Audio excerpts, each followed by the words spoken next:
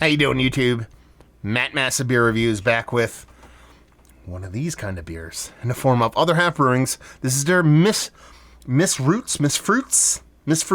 It's a mixed berry crumble, pastry sour ale with raspberry, blackberry, cinnamon, vanilla, graham cracker, muscovado sugar, and milk sugar. It is 6%. Let's see if this explodes. No, it doesn't, because Other Half... Actually, I don't know if they preserve these so they don't explode, but I've never had one of these ultra fruited beers from Other Half explode on me, except for the time where I actually chugged one on video. I can track that down someday and show you guys, because there is evidence to that actually happening once.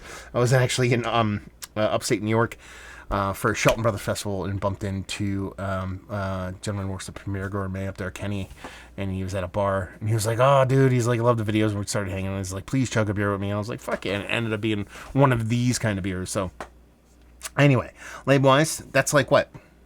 Is it like Sex Pistols or something like that? What's that from? What's this, the clashy kind of label art? Don't mind it. What does that look like? Fruit puree. Big, huge raspberry fruit puree. Can I say puree correctly? That would be nice. Crumbly head, not soft in any stretch of imagination. Just looks like we're hanging out in Jamba Juice for the afternoon. Let's look at the nose. Actually smells pretty nice. It has this nice organic kind of raspberry to it. Sure, there's a little bit of that lactose, a little bit of those kind of Christmassy spices you'll get from like a graham cracker. But it actually isn't over the top sweet. It's a sweet beer, but it's not over the top, and the fruit really does come to a head. It really is vibrant on that kind of raspberry blackberry level kind of fruitiness. I think it smells pretty. Let's dive in. Cheers.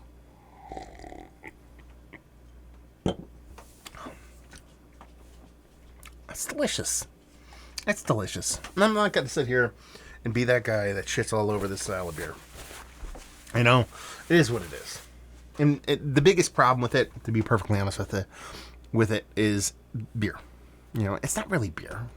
It's a fermented drink. You know, it's kind of like, it's more akin to a margarita. Even though that's not a fermented drink, but you know what I'm talking about. A mixed fruit smoothie kind of drink, as opposed to alcohol. You know, you take a 7-Eleven slushy, throw some vodka into it, you know, and mix up a couple different flavors, and you kind of get something similar to this. Sure, it's more to do with beer than that would have, or that would be. But the flavors are pretty much the same. It's a carbonated beverage. It was fermented, probably, for the most part, I would assume. Yeah. Big, huge raspberry, black raspberry. You're talking about cinnamon, vanilla, and graham cracker. I mean, I'm probably getting more graham cracker than anything else off of this beer. I'm sure the vanilla's there even more for a mouthfeel thing, or the milk sugar, I should say. And the muscovado sugar, I assume might be, is that fermentable sugar? I don't know. See, because if you read this label, you go, okay, mixed berry crumble. Okay. Pastry sour ale with raspberry, check. Blackberry, check. Okay.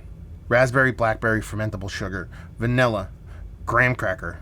Actually, if there's graham crackers in it, then there's probably a fermentable sugar there. Muscovado sugar and milk sugar. Milk sugar is not fermentable. I don't know muscovado sugar's fermentable, but there's a lot of sweet going on in this beer. You know, it's that milk sugar, muscovado sugar, graham cracker, vanilla, and the sweetness from the fruit. It's not an overly sweet beer. So, how do they make this? A couple different ways. My guess is they make like a slurry of all those ingredients and make a super high ABV beer and just dilute it down to 6%. That would be my guess. I don't think you could do that without it getting overly kind of dangerous in a can. This was given to me. Might not have been cold the whole time, and it doesn't have that kind of explode kind of quality to it. Yeah, it's over a month and a half old. Actually, this might... Yeah, because this is sent to me in the mail. It only took a couple days, though. This comes courtesy of my boy Kyle, I believe. Right? Kyle? Keith didn't give this to me. Did you give this to me, Keith? Anyway. Yeah. It is what it is. It's a tasty beverage. Let's put it this way.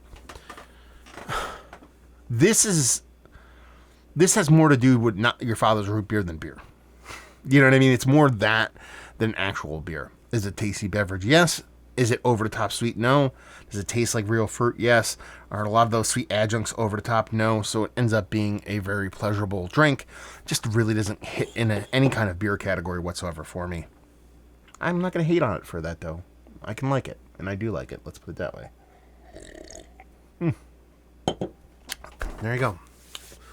Raspberry, blackberry, raspberry leads the way on a very undersweetened sweet beer with cool kind of graham cracker vibes to it. Soft milk sugar vanilla tones. Nice mouthfeel. Done and done. This is one of the better fruit smoothie beers that I've had as of late. It would default towards the top, but even then, I would put it on Mount Rushmore status of fruit smoothie beverage.